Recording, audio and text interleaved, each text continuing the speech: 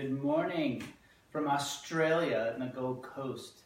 My name is Peter Peterson. This is Everyday Tantra, and we're going to start out with a little bit of movement. And some of my favorite movement is Qigong, where you stretch and move your body very gently and easily, like you are doing the least amount of muscle power possible to bring your hands up and down.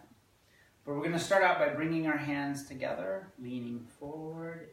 Big inhale and exhale as you pull the hands back. And then exhale. Ooh. Why don't you tell everyone what you call this move, honey? Oh, I like to call this my inner Janet Jackson. This is an old Janet Jackson move. But what you do... We should play Janet Jackson right now. ...is you stretch. And then you hunch forward, relaxing your body. And then one of my favorite moves to warm up with, which is so simple, is just leaning forward. Hey Saskia, so much love to you, honey.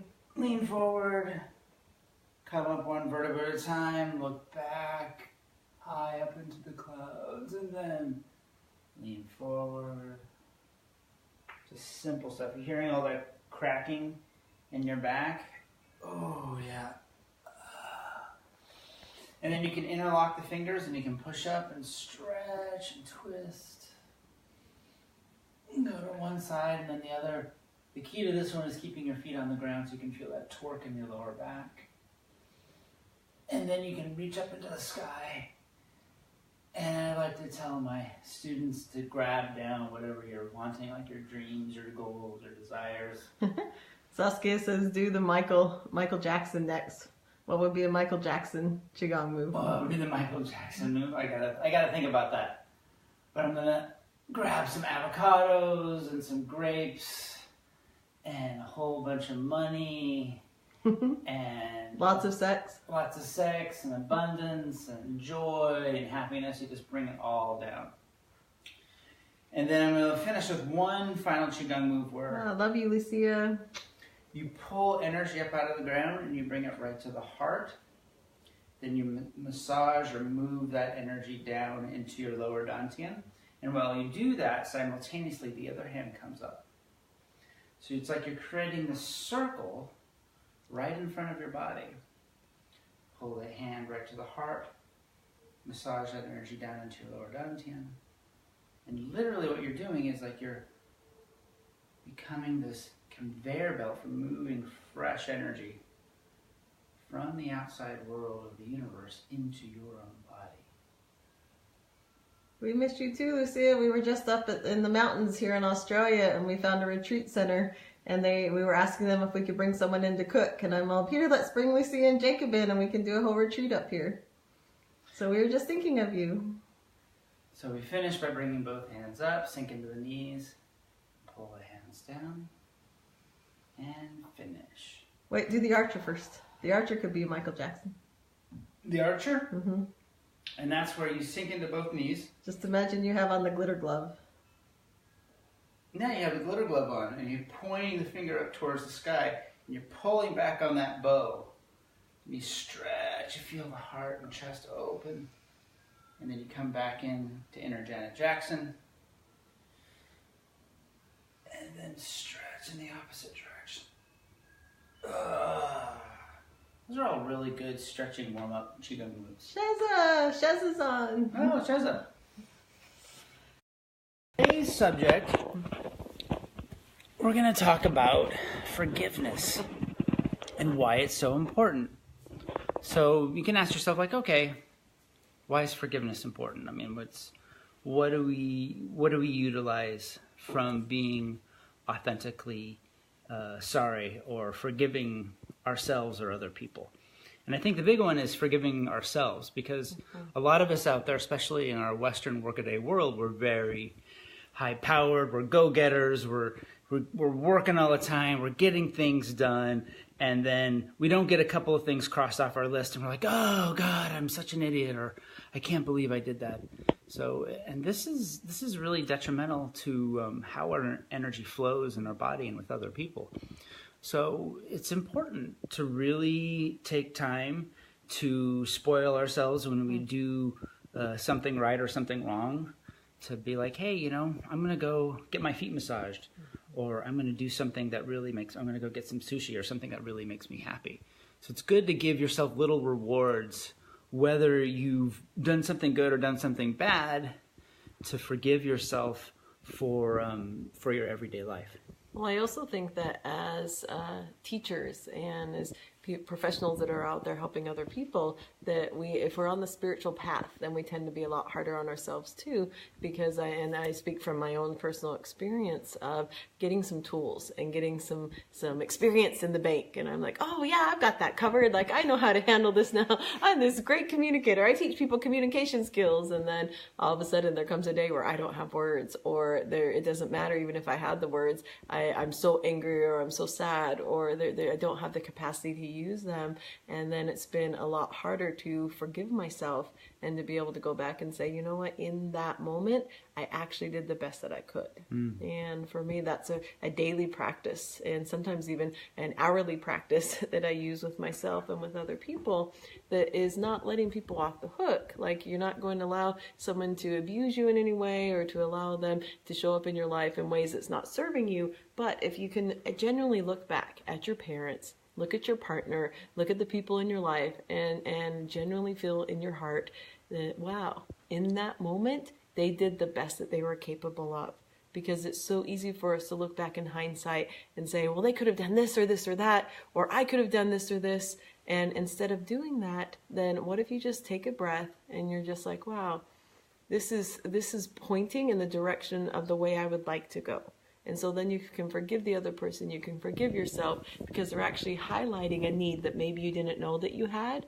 And then if you're at the same time, you're going, wow, they did the best that they could. That was all they were capable of in that moment. Yeah. And so then you're able to take a breath and sit back, and you can still have your feelings. Like, I encourage you all the time, like to the best of your ability, feel your feelings fully, because so many of us suffer from swallowing down our anger, swallowing down our frustration, swallowing down the things that are so important to us. And if you actually allow yourself to feel the feelings, but you're not being overwhelmed by them or reactive to them, instead you're just like, wow, I get that you were not capable of connecting with me in that moment the way that I wanted to, but it does a world of good when your partner can say, can you please forgive me? Yeah, absolutely. I think the other side of that is, so many people swallow their feelings, they swallow their emotions, they don't want to feel those feelings because they feel like they're maybe too much, or they're too scary to deal with in the moment. But then the other side is don't let your emotions govern your actions. Don't let them control you, so that you're out of control of your own body, and that you're just coming from this reactive space instead of more of a response space. So, and when you do, forgive yourself. We're human. And ask your partner or the people around you, say, hey, I'm really sorry. Like, in that moment, my emotions got the best of me. In that moment, I showed up in the only way that I knew how, or I showed up the very best way that I could. I'm so sorry that I couldn't show up in the way that you were really wanting in that moment. Can you forgive me? I think, when you have humility and some compassion in that space, it just does a world of good for yourself and your partner, to bridge that chasm that has been created between the two of you. And if you're very self-entitled and you're being self-righteous, and that you did this to me and you're always doing this to me and blah blah, you're doing nothing but creating more division. But when you can have a little humility and be like, hey, I'm sorry I got emotional. I'm an emotional person. I'm not a Vulcan. We sometimes emotions are on high and they get the better of me, and that's okay. We're human. We're here to feel our feelings, but we're also here to have awareness of what's going on in those emotions. And so it's good. It's good to have a balance. I think it creates more harmony between you and everybody else around you when you have that balance. And when you can forgive yourself and you can be aware of your emotions, then it makes it a lot easier that the next time that you start feeling that particular emotion, then you're only going to be feeling it in that moment. Because that's one of the greatest gifts, is as you start feeling those stuffed, stored down emotions, then when you get it out of your body and it's not stuck there anymore, then you stop acting on the past. And so say that your partner shows up in a way that feels really irritating to you and you overreact or you have this reactive response. So often it's because of ways and things in the past that you didn't have needs met, or you weren't able to ask for what you wanted, or something traumatic happened to you. Like whatever it was, you're bringing that past into your present moment because you weren't able to feel those emotions because it wasn't safe to feel them, or you weren't able. You just didn't give yourself permission. Either way, they're coming from the past. So the more that you're able to feel those emotions so they're not stuck inside of you, then you can start feeling your current emotions, and those are a lot easier to be able to manage. And you're a lot easier to say, oh, wow, I'm really irritated in this moment. And it doesn't feel like this wave and wave and wave of irritation that's never going to end and that the world's ending because of this one thing that your partner did or didn't do. It really, like, all he's doing is bring a messenger of, wow, you have a lot of irritation, or you have a lot of sadness, or you have a lot of anger that hasn't been expressed that's in your body. And so even if in the moment, like the more moments you can be aware and say, wow, honey, like that brought up a ton of anger. Like I've got to go and punch some pillows or go jogging or go work out or go do like, just, can I go scream into a pillow, or can I just share with you? Would you be willing to stand in for my dad? Like I was never able to tell my dad why I was so angry. And so then you can have someone in your life stand in for your father or stand in for whoever that person was, and then look at their face, and your brain doesn't know the difference between the person that's sitting in front of you and who you tell is sitting in front of you. Mm-hmm. So you can say, Dad, fuck you. Why did you not listen to me? Why did you never show up? Like whatever those pieces are, then, and you can set a time limit. Say, can you be my dad for 3 minutes? And then that person's accountable for holding the time. And during those 3 minutes, say all that stuff that's coming up. Get it out of your body so it's not stuck there. So then the next time that your partner does something around that piece, or someone in your life does something that brought up that anger, then you're only going to have a small percentage of it as you start working through what you had stuffed down in your body. We do sessions all over the world, and that is such a powerful tool. We've had people after the session is over with, they look like 5-10 years younger. It's like they've let go of all this baggage they've been holding on to, of stuff they've been wanting to say to a loved one or brother or whatever. And they're just like, oh my God, I feel completely different. I feel so more relaxed in my body. I feel more attuned to being in the present moment and not living in the past.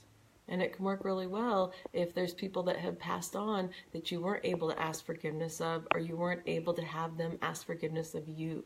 So you can also, just like Peter could play my dad and I could say everything I needed to say to my dad, then I could also ask him to say back to me exactly what I wanted to hear. So I'd say, Dad, could you tell me that you love me and ask me to forgive you?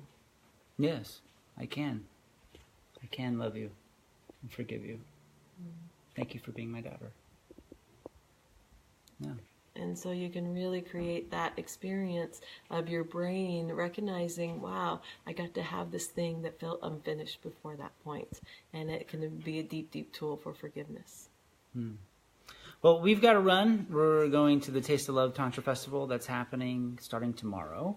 So if you happen to be near Byron Bay, and you want to come experience an amazing festival, come check it out. They have day passes. You can just come for the day if you want to.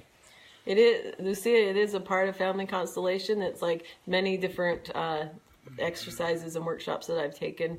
I did take Family Constellation facilitator training, so it's a piece of it. But usually in Family Constellations, then they have you hand back to your parents. So someone's standing in and playing the role of your parent, and you can hand back the guilt, hand back the shame, like whatever it is that you're carrying from your family line, you hand that back to the person and then say, I'm the small one, you're the big one, and give back that power that you tried to take as, to feel that you were in control as a child, or whatever piece is stuck there. So it's a little bit different, but it is an aspect of family constellation work of being able to have that rewiring around your family especially. So you can find us at whereintheworldismoniquedarling.com and everydaytantra.com. Is that correct? Yes. Okay. So we love all of you. We'll see you tomorrow. We love you, and we look forward to seeing you guys very soon. Bye, loves. Bye.